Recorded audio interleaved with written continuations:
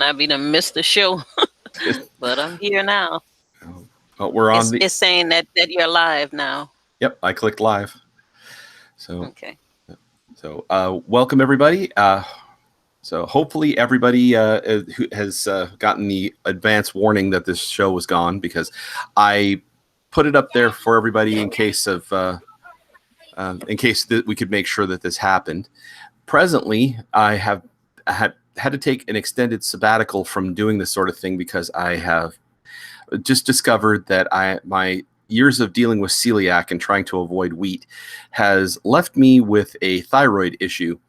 And the medication is a very bumpy road back to wellness. Some people like to describe it as you take a pill and automatically you feel better. But it's been about 2 weeks now, and I'm starting to come back to myself. I'm dreaming again. I'm able to get out of bed without major efforts of will. I can focus on things like I used to, and using my abilities are about half as draining as they used to be. And it's interesting to note that everything in your endocrine system actually helps towards gifts. So some of this has to do with your body, and some of it has to do with your soul, I suppose. In any case, today we're going to be discussing Lorraine Warren, who died approximately 2 weeks ago. She was one part of a duo of extremely storied paranormal investigators, along with her husband, Ed. Lorraine, who is the psychic half of the pair, have gone out and done investigations on, oh my gosh, everything from the Amityville Horror to the Haunting in Connecticut. Although, if you've ever seen the movie The Haunting in Connecticut, you would wonder, well, how did they go there, since the movie never shows them? If you've ever watched any of our shows on Hollywood versus reality, they dropped out the Warrens for several reasons, including the fact that the Snedeker family wanted to not give them any undue credit, despite the fact that it was because of them that Carmen Snedeker actually started to look into using her own gifts, because she didn't realize that she was gifted, as was her niece, I believe, who was there at the house. And if you don't remember The Haunting in Connecticut, it's the one where the boy is constantly being attacked and assailed by images of dead things inside the house, because the home used to be a mortuary, and they didn't know that when they moved in. In any case, Lorraine died peacefully at the age of, I believe it was 92. She used to describe Ed as a real man. And if you've ever watched the movies that are based in the Conjuring verse that James Wan has created, you'll see that he was a stand-up kind of guy. And it's not a joke. The movie wherein Ed and Lorraine in the movie are on a talk show, and they are addressing some gentleman who keeps harassing and attacking and making accusations at them. I was not very aware of it the first time I watched that movie, and I just shuffled it away to the back of my mind that it must be something just for the movie, until I actually came across on YouTube the original interview that was a part of. That was word for word, action for action, exactly the same thing as Ed did, except Ed was a little more intense. And you definitely would believe that if he had been slipped the leash that Lorraine kept him on, that he would have snapped the man who was addressing them so derogatorily like a toothpick. So I have to agree with Lorraine that Ed was a real man, in that he would not let anybody talk down to his wife. Oh, sorry, I had to mute you real quick, Aisha. You can unmute yourself now.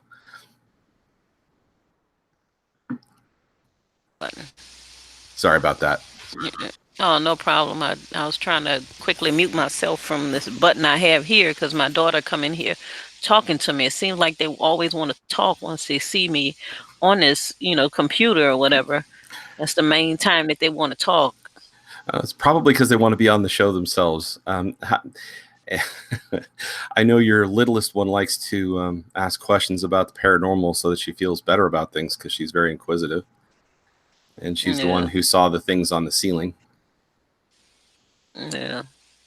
So now, Lorraine Warren was part of the investigation at the Amityville Horror. And most people don't even know about it because it was actually a 2-year follow-up.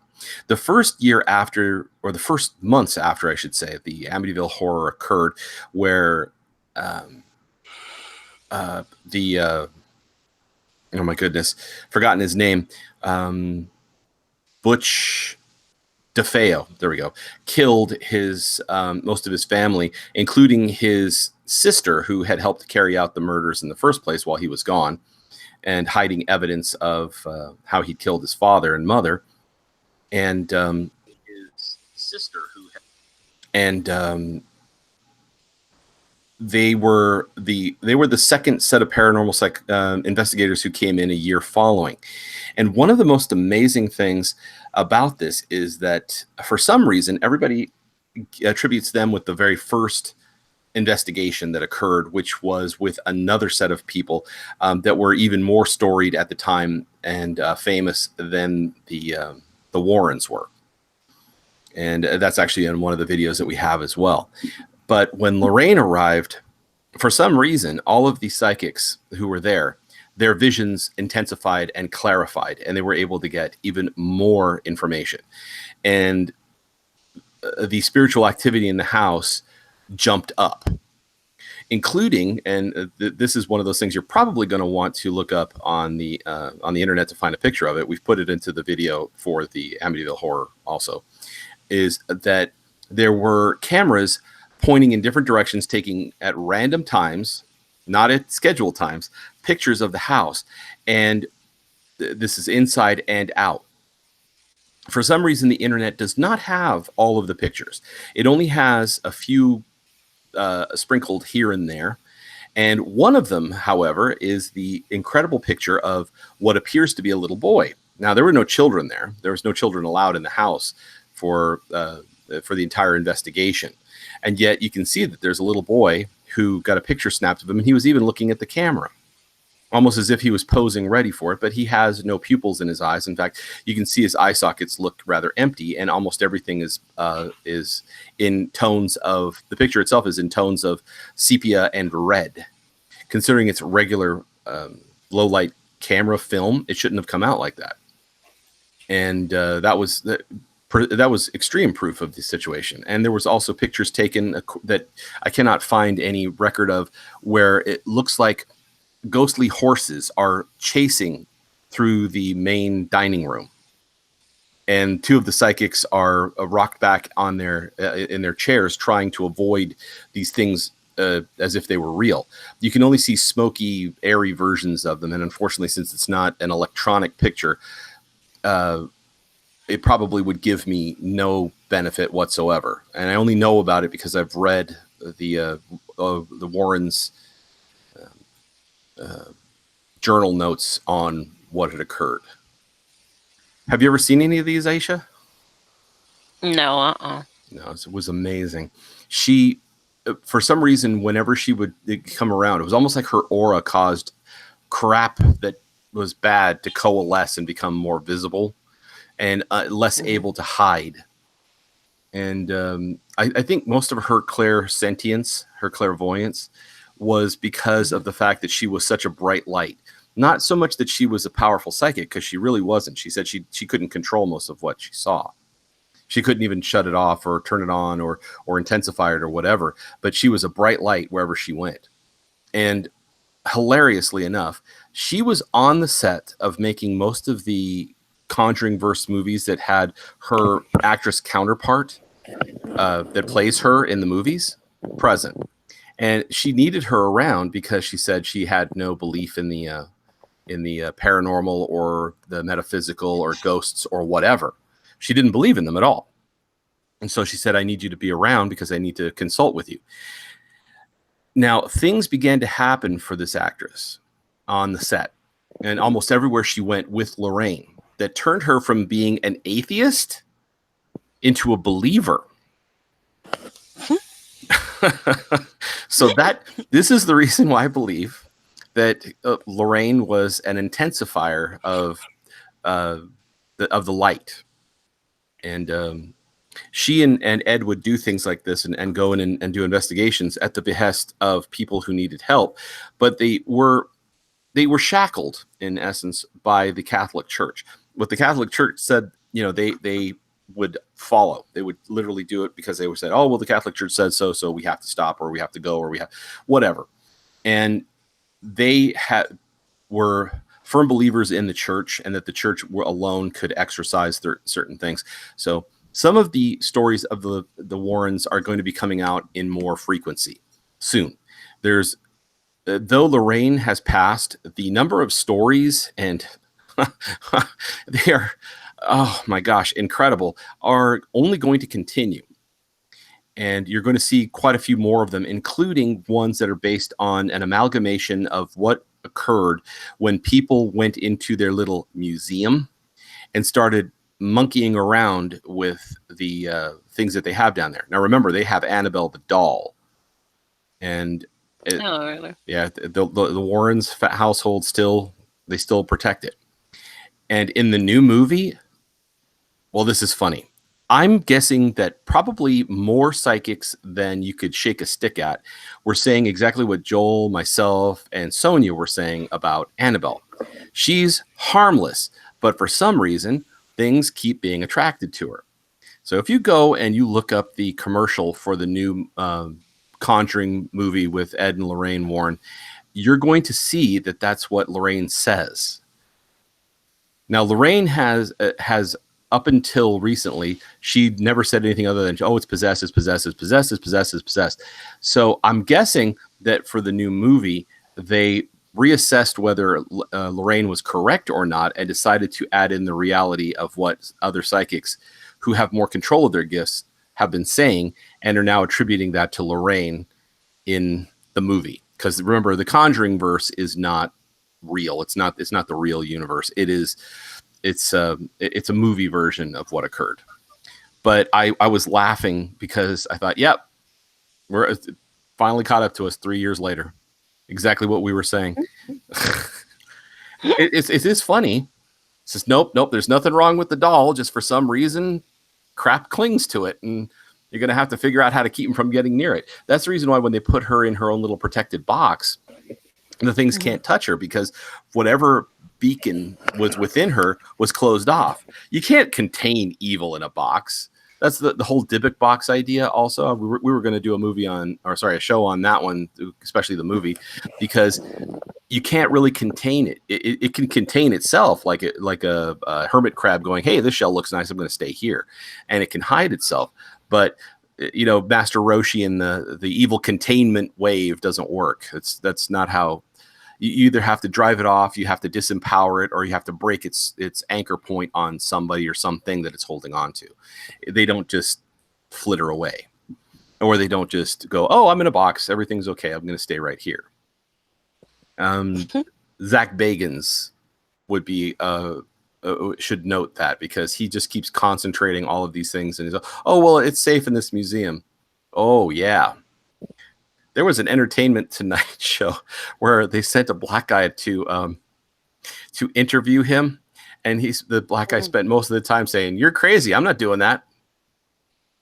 There's so much horse sense in it. Joel and I were laughing. I said, "Joel, you got to see this. The guy keeps saying all the stuff you keep saying," and he says, "Yep, every last bit of it. Yep, including go look in the mirror with Bella Lugosi had." He's like, "No way, man."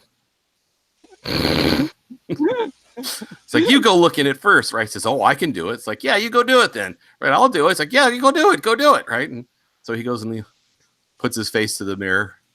He's like, "Yeah, you see anything?" Says the guy, the interviewer. It's like, "No, it's all very personal, but you might see something tonight." It's like, "I don't think so. It's all on live camera." Bella Lugosi's mirror knows better than to act up on live TV. So funny, except of course for somebody who's arrogant enough to think that they were a vampire, like Father Sebastian, who got slugged, went down. It's like, "Father Sebastian is down, he's down," got knocked out, and his little consort went running for help, screaming prettily, "Yee!" It's hilarious stuff. So, but so you have I heard you say that that lady, she knows she have the abilities, but she don't have the power to be able to turn it off and on when she need to. Do you know how to do that? Turn yours off when you need to turn them off? My vision, it's hard to shut it off now. But the last year I've been working Okay. on it to reverse it. But I know how Hmm. to ignore it enough that it becomes muted. So it's not as powerful, and it's not as it doesn't grab my attention as much. But once again, I've been working on it for 2 years. Before, it was just going away because of the cataracts. Now it's just learning how to moderate my energy. But yeah, I can now pretty much bring myself to a complete, I'm like a normal person level when in public. Although sometimes I'll Okay. forget and see things like, whoop, uh-oh. Or if something has a huge amount of energy, it just runs like a an electric frisson over my spine, and it's back on. And the only thing that's bad about that is if they see you and notice that you notice them, right? Yeah, that's the reason why I try to keep it turned down as far as possible, because it's like walking around in a cave full of people, and Hmm. you can only see because you have a light that will illuminate around 5 feet around you, and you don't want to bump into people, but at the same time you don't want them to see you because we're all playing a game of blind man's bluff. It Hmm. depends on the area. Sometimes they're worse, sometimes they're better. um, there was something I'd seen the other day that set me off, even though I was keeping everything turned way down, and it made me jump right out of my shoes. It was pretty bad. And I remember going home and telling my wife about it. It's like, oh yeah, you got to, and mentioning what I'd seen. And um, there are just sometimes when whatever it is can override my ability to try and keep my head down, because they want me to notice them, and or they want things want to be noticed, or the energy in the area is so much that I can't just turn a blind eye to it completely. When they want you to notice them, is it like in the movie, in the TV series Ghost Whisperer, that they actually trying to talk to you to get you to do something for them? Is that why they want you to notice them? Sometimes, but it's also sometimes they want me to notice them so that I'll steer clear of them. And when I first feel it, it's usually like a tap on my temples on either side, like and I can feel the energy going through my third eye between my eyebrows, and then what that my knee jerk reflex on that is, as soon as I get that feeling, uh, my focus on turning everything down to a low level shuts off, and um, defensive mode goes on, and everything comes on full blast, and I start looking for what it is that it is addressing me or has that much energy, so I'll be able to see it. Okay. So now I imagine that's the same thing with Lorraine, because Lorraine, when they show her um, doing things in the movies, you got to remember that the actress took all of her cues from Lorraine. So a lot of this stuff Hmm. comes to her in sudden bursts, and that happens too. Joel and I have gone places where things like where the background count suddenly overrides any attempt we have to try and keep ourselves focused and avoiding things, and we'll suddenly get rocked on our heels, and it's like, whoa, do you feel that? And or whoa, do you see that? Or something starts moving, and we can feel it without actually seeing it, and both of us will turn and look in the direction we're feeling the energy moving around. Yeah. Because sometimes what you're dealing with is the reason why they call it extrasensory perception is not everything that we see is something that we see with our eyes. Sometimes we see it, we feel it, and then it draws in a sort of like a radar ping, like in our brain. You know how you see a radar on a scope. It's like as the thing goes around, it goes boom, boom, boom, or a sonar, and we track its movement that way. It's not precise, and also if the energy of the thing is so strong, we can sometimes get visions of what it is before it even gets close enough. Amy Allen has a similar ability, and I imagine Lorraine, from all that I've read, also does that. But she couldn't turn it on or off. It was always raw. It was always happening. And I think her So, only solace was going places where it wasn't happening. okay. So when you actually see them here, and people ask you to help them get rid of them, and you saying sometimes that you try to help them cross over. What is a crossover? Crossover to what? Where are they going? Do you know where they go, or you just get rid of them and that's it? Well, now that one would be a good one for Diane because she actually had, because she died, she has the Hmm. ability to open a portal over to the other side. The other side is basically outside of our realm of existence. It's not Hmm. the metaplanes, it's way past that. And it opens onto an area that leads to the afterlife. It's like a, I don't want to call it a tunnel because it's not really a tunnel. It's more like a universe outside of our own that has energies that call to you. And it's like sympathetic vibration. If you're bad, of course, you're going to go towards the things that are bad, and you'll find your punishment and learning so that you can become better. And Hmm. if you're light, then you get attracted to the light and learning and love and experience, and you share that with others that have come before you. Now, for myself, when I'm dealing with things that I have to fight or dissipate, it's more a matter of pouring enough positive energy and damage into the thing that it loses its grip on this, because it has an anchor, a grip on this world. And Hmm. once you damage that enough that it breaks, think of it as a chain. I guess best way to think of it is a chain. Like they anchor themselves to the ground into an area, and the chain has a certain amount of length that they've learned how to be able to give themselves so they can move around. Best example would be the one that you were dealing with, where you used to live. He had a chain that would let Hmm. him go pretty damn far because, as far as he was concerned, all the land was still his, and it had been at one point in time. And so Hmm. he was able to move pretty far and do a lot. He rarely came up against the end of his own chain or limitations, or I guess you'd say like a border of the place that was his.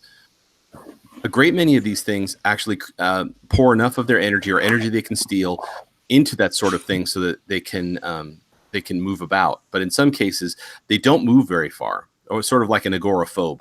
They don't leave the house or the building or the structure or the sewer or the cave or the whatever, because they're used to it, and it's easier to concentrate their energy and their focus in a smaller area where they where it just reflects in and stays in one place. So hopefully that gives you an Is idea. is my dad still stuck on this side, or has he, Oh no, you know, He moved moved over. on? It was two. It only took like 2 days, and there was. I think I told you there's some female spirits came and had said, "Yeah, come on, it's time to move over. It's okay, everything's all right." He was just worried about those other two guys who. Who was in the house? Yeah.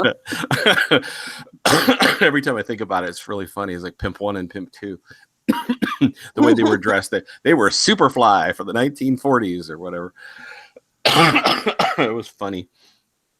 Oh, Yeah, many of them didn't like him, even though those were from way back in the days, they probably just was noticing the changes he was making in the area, to because as he grew up as a child, he just got tired of seeing men walking around smacking these women and stuff, and he's trying to figure out what's going on. That's when he recognized, and they explained to him what the pimp game was, and he was like, no, it's just not going to be like that with me around here. So he decided he wanted to make a change, but as long as he didn't change it much and they were still able to do what they had to do, it was okay. But they still didn't like the fact that he wouldn't allow them to not allow these women to make their own choices.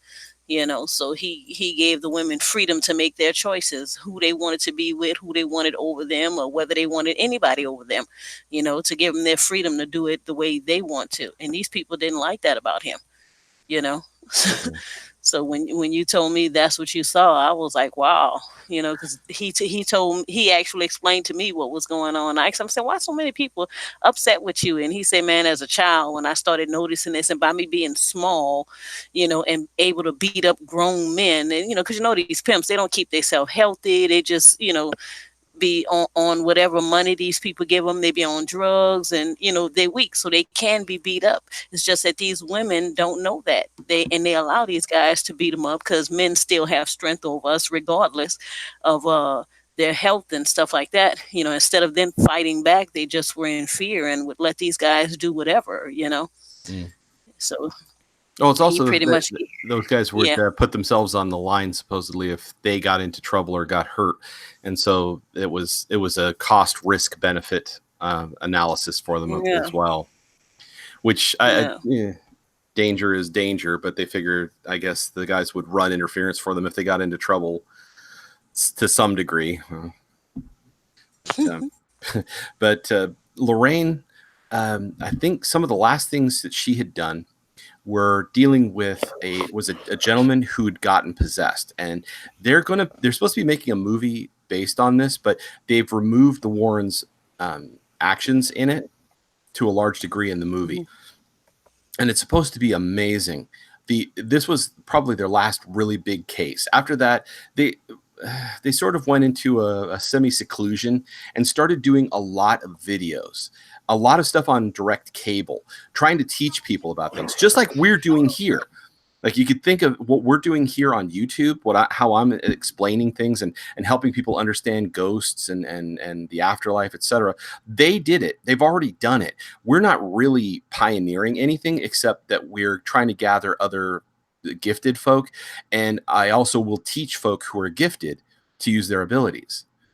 The Warrens were in the category of belief that it was something that you don't meddle with because the Bible and the Catholic Church say so, and the Bible actually doesn't say so. And the Catholic Church did have negative stance against that sort of thing. And if you do have abilities, you have to prove rigorously that it was given to you from birth, etc., or else you are ungodly and the devil is behind you, and yada da da da, and on and on and on. And that there is no other power other than God, and therefore, we're powerless to do these things. We have to ask God to do them. And in truth, we're far from powerless. That's one of the things that these spirits want you to believe. That's when you're dealing with negative entities, they want you to believe that you are useless, because then they can do whatever they want. It's back to that whole, the pimp and the prostitute idea. Yeah, if as long as they believe that they need or they can't do anything to the stronger thing, then you're going to bow down and do what they say, or try to avoid or hide, or basically put yourself into an abusive situation that you can't control, and you're just going to suffer through it, which is what they want. And that puts you at a very great disadvantage.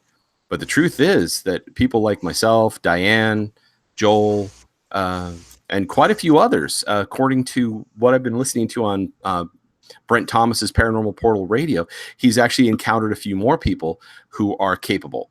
So our numbers are increasing. We are not alone, and as long as we can, I will hopefully be able to go and help and assist people so that we can drive these things off and improve your lives. But the most important thing, as I said, is not me going out there and being the muscle. And that's what Lorraine also realized, is being the muscle, being the shoulder that batters down the negative barricade, that helps to drive off it's not always that has a huge amount of satisfaction, but that's not always the big job. The big job is being the example, is being the teacher, is being the listener, is being the person who says, no, it can be done. Don't let anybody tell you it can't be done. It will be done. And you're going, that's the whole point of the Bible. That's the whole point of the Kabbalah. It's the whole point of thaumaturgy. It's the whole point of being of what people learn in Wicca. It's not these weird movies that people put on about pagans slaying virgins and cannibalizing things and throwing guys into giant wicker men and burning them up, and not the bees, not the bees. This has nothing to do with reality. It's just fiction. And unfortunately, a lot of this fiction is complicit in our ignorance, because it's a thrilling ride, but damn, it is 10 acres of stupid shoved into a half-acre plot. And it gets a narrative built that we aren't here to help. And I guarantee you, we are. We are definitely here to help. And that's not just me. I'm not saying we as in me. There's quite a few gifted people out there, people who've lived their whole lives ignoring what they can do, ignoring what they know, ignoring it because they were told it was psychosis, it was sickness, it was evil, it's the devil, mama.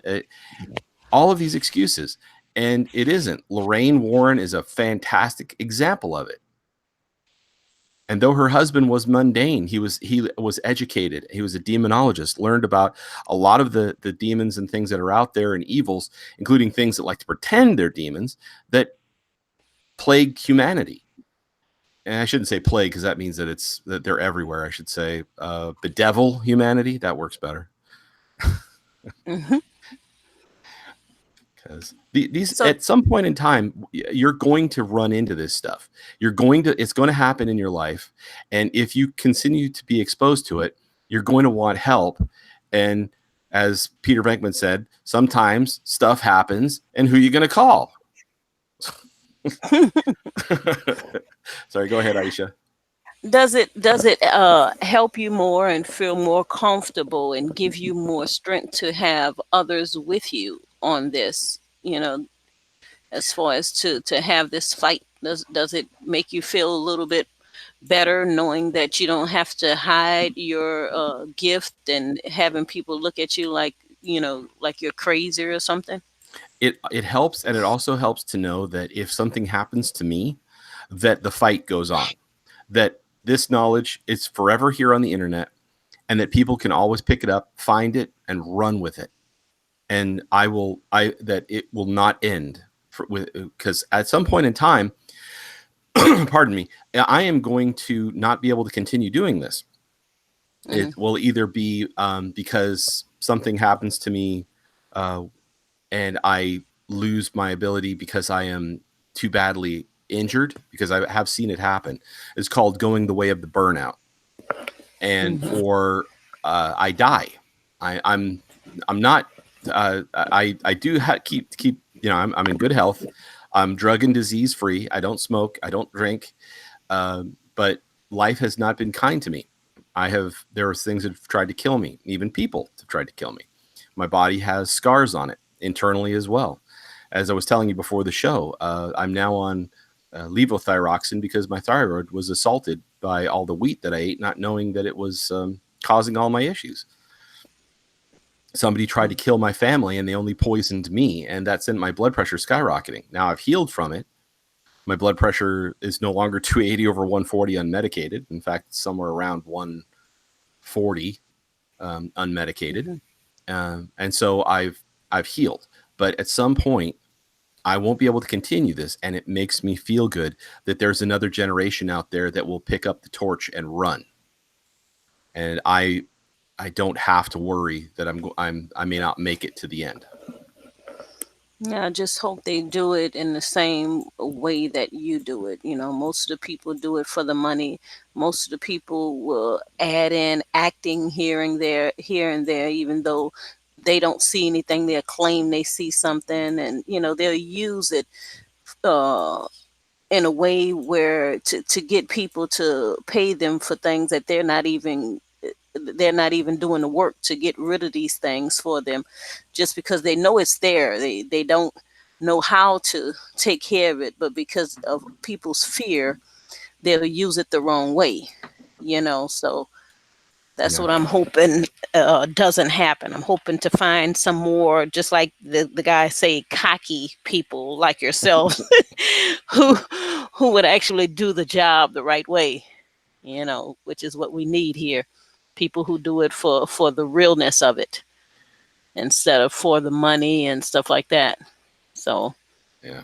I'm I love you for all you do. oh, thank you. I love you too, because you've definitely been one of the staunchest supporters.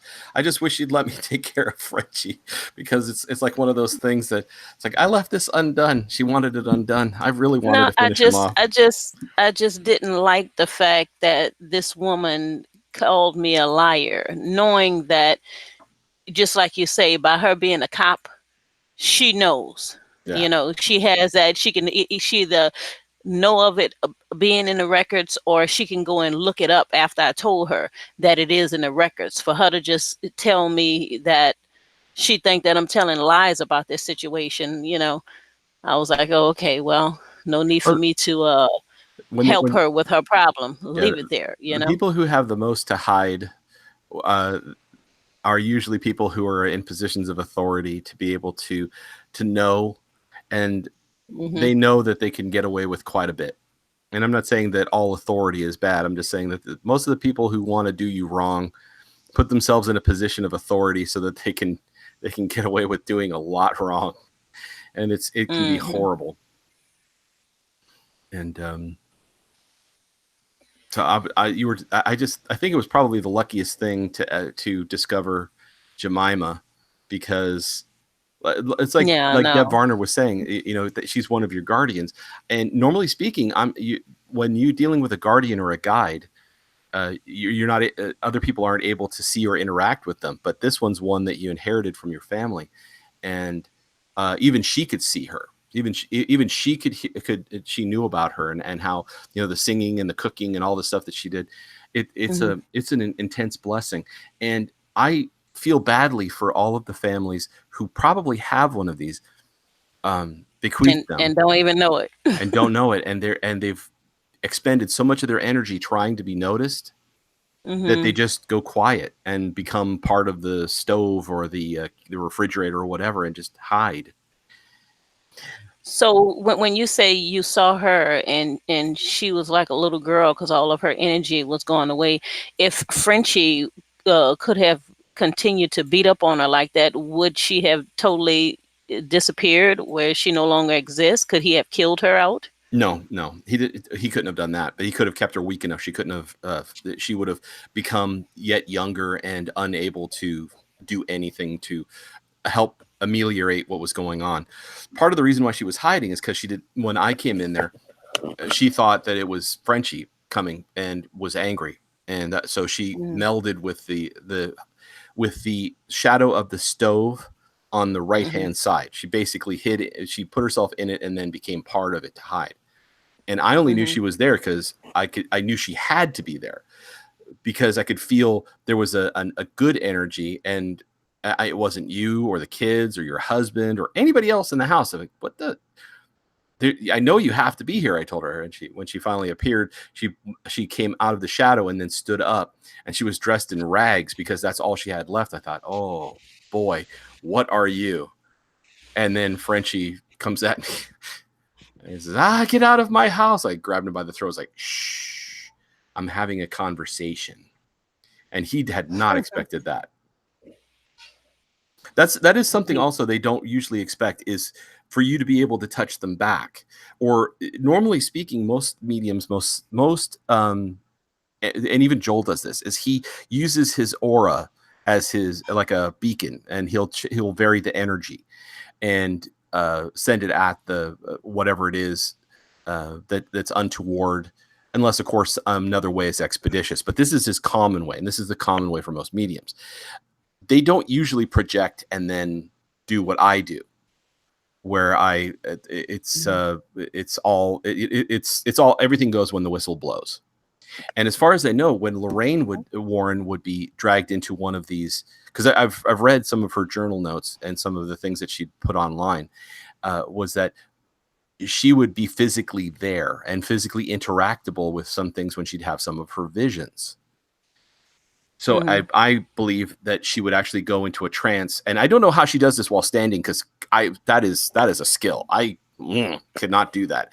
She actually more than once went into a trance while standing, I believe projected, and then had these visions or interactions with these things, and then uh, would slump, and Ed would catch her. He'd learned when she was doing this to watch for that kind of thing, because and this is interesting to note also, in the blink of an eye, in the amount of time that it takes for you to to sink into a meditative stance, and this is for her anyway, and for your body to run out of energy and then collapse, it can feel, while you're projected, to take almost, like a full 10 minutes in some cases.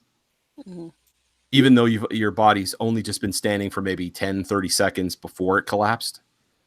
Hmm. I'm not sure if that means that time passes differently on the other side, or if in certain uh, using certain gifts, things seem to pass quicker. But it's almost like a dream state. You know, when you're dreaming, your dreams seem to last forever, but they're really only very, very short time before you wake up in the morning. Yeah. It's like that. It's a strange altered state. And Lorraine, when she was dealing with the investigation for the Enfield haunting in England, the movie itself was not accurate to what they did. They came in, they gave a bit of insight, tried to do some of the recordings, gave some advice to Maurice Gross, who was the investigator on hand at the time with the girl Janet, and said this is what they saw, this is what they understood. And it wasn't until they got a psychic from somewhere in the mainland of Europe to go and have a conversation with the ghost and tell it to back down, at least until Janet's mom passed on, uh, so that they could that they would be safe, and that things didn't that stuff didn't stop until then. It had nothing to do with any demonic nun demon thing called Valak. That's all part of the movie. I hope that people watch these movies and then go, now I want to know the real story, because by God, the real stories are 10 times more impressive. It is way more impressive. For instance, the Conjuring verse, that actually was one where the Warrens were actually told to leave because they were making things worse. As while Lorraine was present in the house, you got to remember, this is the one with the lady who they moved onto the property where some lady had killed her kids, and she was trying to take her over, sort of like La Llorona. You'll be surprised how many. This actually has a commonality. People who are tortured, especially people who kill their own children, tend to Hmm. not want to move on because they're afraid of the consequences. And in this case, Hmm. this lady was trying to take over the mother of the house, and they were told to leave because they were just making things worse. And that was because, as I said, wherever Lorraine went, she was like holding a light up, and things that wanted to hide couldn't stay hid. And eventually, they had to return and exorcise the lady. Now, you may remember this one as the movie where the lady is trying to find her kids because they play that game called Three Claps or whatever. And whenever you'd say clap, and they would do and they'd go looking in the rooms based on following the sound. And she gets locked in the Hmm. basement, and she says that, and the little boy that she'd been playing with, that's the ghost that she didn't know was there, one of the murdered children, claps over her shoulder, and she's got a match out, and she freaks out and drops the match and tumbles back down into the basement. But it took several tries by the Warrens coming out and trying to be listened to before they finally were able to help. And it wasn't like with the Snedekers, where the lady wanted to develop her own abilities, and she said, "Oh, you guys aren't helping. Go away." This was, she said, "Go away, go away, go away." Over the course of 10 years, the Warrens had to keep coming in and trying to help out until eventually they got a grasp on what was going on and were able to help the mother.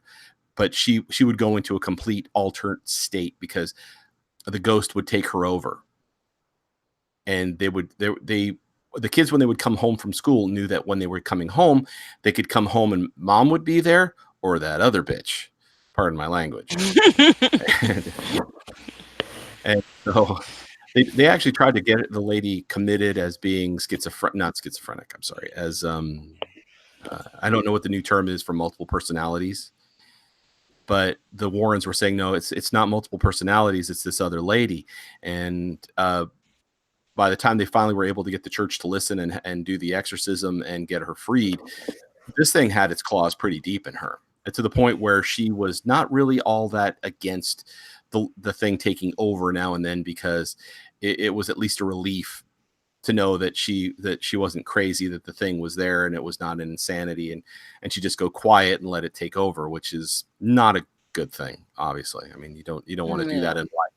Oh, I'm tired of this. I'll let somebody else drive my body for a while because it's a relief to know that I'm not crazy and etc. If anything, those instead of this guy who approached me on the internet about you, instead of him, I can see people like Frenchie talking about he don't like you because you're too cocky. Those are the ones.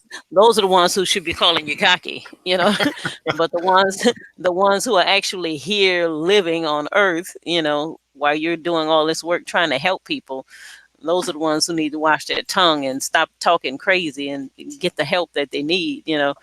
But those who are on the other side and realize that you don't give them what they need because they love that fear to to feed off of, and since you don't give it to them, I could just see them calling you not cocky. I mean, can see them calling you cocky. Oh, I don't like him, he too cocky. It's Yes. rather funny because my son's pretty much the same way, and I don't see it as cocky as much as it is we don't we don't really have as much to be afraid of because we know that it's not frightening. And I my son keeps on saying, "Why are these people scared of this?" I keep having to tell him, Trevor, no, no, no, no, you don't understand. You're saying, why are people scared of a thing?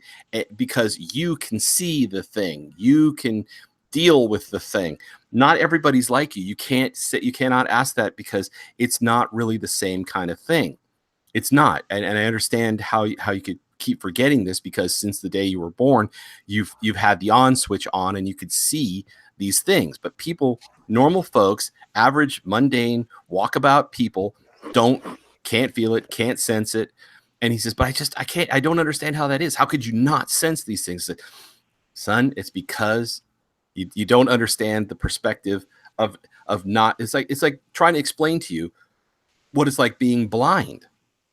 Okay, because you're not blind to this, and so you have to spend some time walking around with your eyes closed, and then you'll understand what that's like. But this is the same kind of situation, and I don't want to equate. So sorry that I'm using a metaphor that people are blind. Can't see these things. So don't think that I'm saying I'm cocky. You guys are blind and I I can wonder. see. I wonder if people who are blind can see them. You know, better than we can. Like can actually see them, sense them, feel them, or whatever. You know. There is histories and there are stories in history about psychics who were blind who could sense things. And I believe there was a couple of Mhm. saints who were blind that did drive out devils. I just don't remember all those stories off the top of my head. I come from a family of failed Catholics that are mostly centrists, so I don't remember Mhm. most of those things. But there are occasions where that occurred. So when your son, when you found out that he had the gift, and did he just think that was a normal person walking around or whatever? Was he happy to know that you believe him when you told him that you have the same gift and you see the person too? How did that work out? Well, first of all, you have to realize that sometimes his gift is so full on he doesn't notice that they're ghosts. So he never really noticed until I pointed out that these things weren't alive, and I showed him Mhm. how to see auras, so he could then tell when things were a ghost or living. Because ghosts usually don't have an aura. That's all there is them. What you see is what there Mhm. is, and they have no aura at all. And sometimes, of course, really strong entities can, but that's another thing altogether. And in some cases, all he sees are shadows and outlines of things that try to stay hidden because he doesn't have the ability to do yet what I can, where I draw them back into the light and then can see them fully. But he was very relieved to know what the things that he would see in the dark, especially because when he was growing up, he created a lot of the shadows and things that he was afraid of. It's a common thing with psychic children. We accidentally project our fears into the world, and then they Mhm. become manifest because our abilities uh, take control. and just run amok. And then when I showed him how to destroy the images he was creating, he was, I mean, that was it. He wasn't afraid anymore. In fact, uh, I mean, I think I said on the air more than once that he was 4 years old when we watched Army of Darkness together Hmm. and spent Yeah. the entire time laughing and having a good time. Hmm. So basically, I was like his modern version of Elvira. How how Elvira would take out all the fear out of some of these horror movies, and she would make fun of them. So I was doing the same Hmm. thing for him. Of course, I'm nowhere near as Hmm. pretty, and my cleavage isn't as big, but it's the same kind of idea. Remove the fear so that you have control. I'm doing the same thing for his younger brother, but the house that he's growing up in is much more protected. Where Trevor grew up was a triplex that was a slum house that we had to. When we first were renting, it wasn't too bad, and then after 2008, people there were three sets of people who thought they were buying it from somebody, and it turned out that the bank was the one that owned it, etc. And the house was a disaster and falling to pieces, and nowhere I could not protect it because it was not mine. The place we're living in right now, it's well protected. It's important also for people who are gifted. In fact, this is one of the things that Ed and Lorraine Warren they espoused repeatedly. Their little museum, they had people who would go in there and do prayers and do things to protect and keep things down, as well as they would do their prayers and ministrations with holy water and camphor and sage, etc., in their house to keep their house safe. This is a really, really important. I'm going to stress this because it's not just me saying this. You can actually find old access videos of the Warrens saying this. Keeping your home safe is extremely important, not just for gifted folk, but for everybody. But it is really important for gifted children because it keeps the crap at bay that can scare them and make them, roll over in the night and sleep on their face with the covers thrown over their head, trembling and waiting to fall asleep from exhaustion. Yeah. It's not a pretty picture, but that's what happens to most kids who are gifted. They That's what happened to me. So, had he ever at any time during his gift before he was able to let you know that that's what he's seeing? Had he ever had a point where he was just talking to some friends or something, and oh, you see that man there, as if he didn't, at a time that he didn't know that other people could see it? Had he ever talked to, any of those things or pointed it out to someone who didn't see anything there or whatever? No, because I actually had, but before he ever got into school, this was something that we'd gone Hmm. over. So before he even got into school at the age of 4, these were things we were discussing, and I was Hmm. helping him to understand.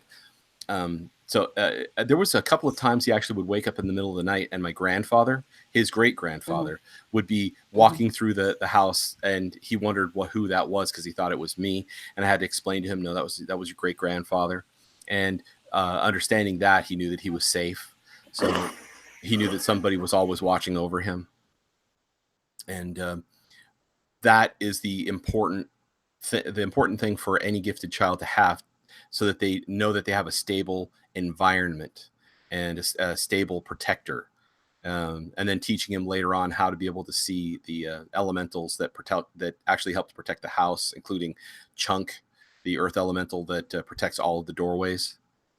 Because he came to me and said, "Hey, do you see, Daddy, this outline of a guy in the doorway? It's this doorway." I said, "Yeah, that's Chunk. He's in every doorway. He's like the guardian of the portals to protect anybody going back and forth. Uh, that's why you know that you're safe in the house, along with my grandfather who's watching over you." And these are critical things. And I believe the Warrens had, I think they have offspring that are gifted as well. I don't know. This is something to look up. I probably should look it up. Um, Lorraine Warren's daughter. I know she's gifted, but I don't know if she does anything with her abilities.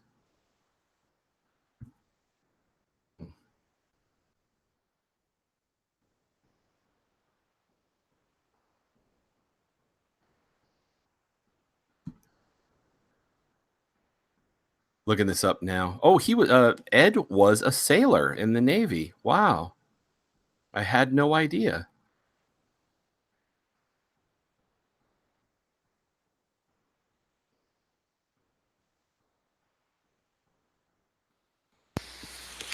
How could you find that out? That she was a singer in the Navy. Well, I'm actually looking at the website. They started a paranormal research called the New England Society for Psychic Research. In fact, one of the ladies in the guild that I have in World of Warcraft, she met them several times, and she was taken. She was absolutely taken with how effective Lorraine was and how descriptive they were. And this lady, um, she relies on me and comes to me for things. She's a wonderful lady, Linda, uh, in the guild, and she was shocked when I told her that I was a psychic, but I'd been hiding it and had abilities. Let's see.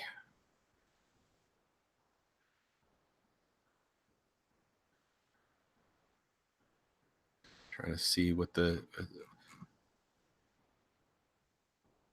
Oh wow, she looks just like her mom. Anyway, the New England Society for Paranormal Research was founded in 1952 by Ed and Lorraine Warren. Currently, as far as I know, Tony Spera, their nephew, is the one who's maintaining the the society and also taking care of the antiquities that are bedeviled that they're watching over. Hmm. Trying to find any information on if she's a psychic. Because I know they have nieces and nephews that I believe are as well.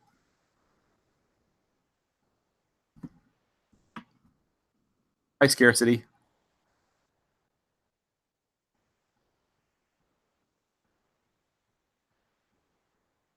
Oh, this would be something to look into later. Because if the movies are any indication, then I believe the daughter is also gifted as well, but she may have not wanted to follow her gifts. Oh, I'm doing well, Scarcity. Now I'm better. If you roll back the recording once I'm done with it, get an explanation as to why I haven't been on for a while. Um, Life's been a bit rough, but now I'm starting to feel better. You're quite welcome. I'm just sorry that I haven't been here as often as I'd like.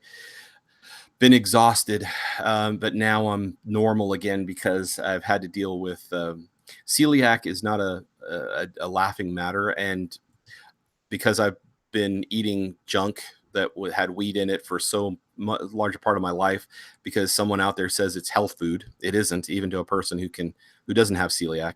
I now have a thyroid issue that I'm dealing with because of the damage caused by the wheat.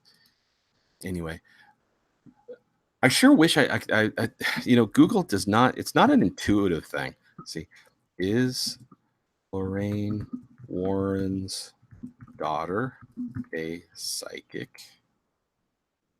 Too. Wouldn't you like to be a pepper too?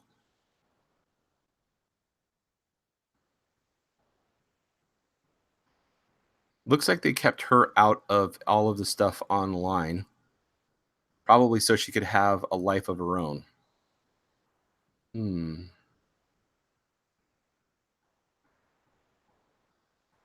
See, I'm lucky. My son doesn't care if I mention him. Yep, no sign of her. They've definitely kept her out of things.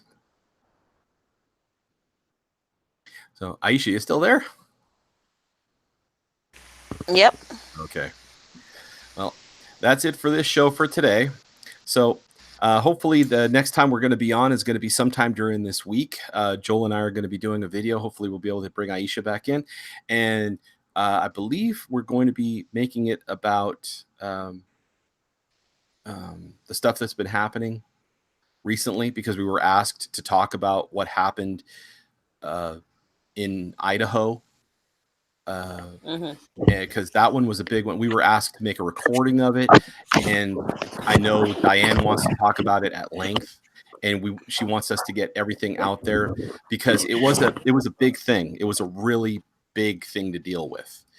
It was what I call serious as a heart attack, but at the same time, I was gratefully capable of being handled because we have the people on staff now that we do, and I'm very grateful that we were able to deal with it and do what we needed to do.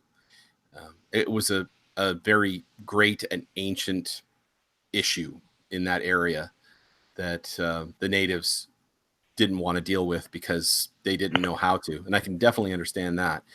In any case, if you have any questions, if you have any troubles, if you are dealing with problems of your own, if you are dealing with fears, or if you sense that something is near, um, definitely give us contact us either through the channel or through the Facebook page. Remember that if you're hearing voices, you need to go to a doctor first. We are not here to treat issues like that. Schizophrenia is real. Voices of the type that we hear when we're dealing with guardians are not the same as when a schizophrenic hears a voice. They hear voices as if they're having conversations with people in the same room. Literally, they actually could talk with them. It's not the same for a person who's gifted. The voices that we hear actually come as knowledge that translates itself into words in our own heads. So it's far more complicated. And so one of the things I'll keep saying is maintain your health, your physical health, maintain your mental health, go see your counselors.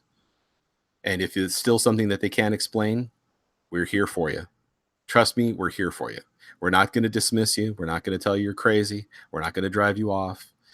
And we definitely want to help, especially if you have children involved in all of this. And if you think that we aren't effective, trust me, with the number of people that have come, seen what we can do, learn from it, and continue to profit, they go on to do things for themselves and become like us in at least 3 occasions that I can tell you.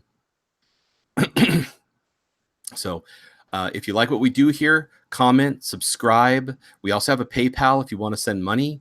I'm currently trying to save up for better microphones than we currently have, and also so that we can get around there's an investigational spot we want to go to, and Joel and I have a whole list of them that we want to hit, including one in Long Beach that is not too far from here, and apparently has something bedeviling people that go through a park. And let's see, share with your friends.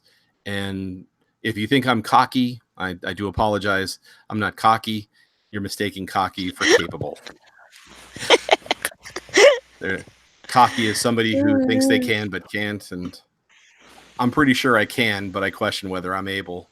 But I actually never hesitate to throw myself into the fray, especially when people are in trouble, because we're all here to help each other.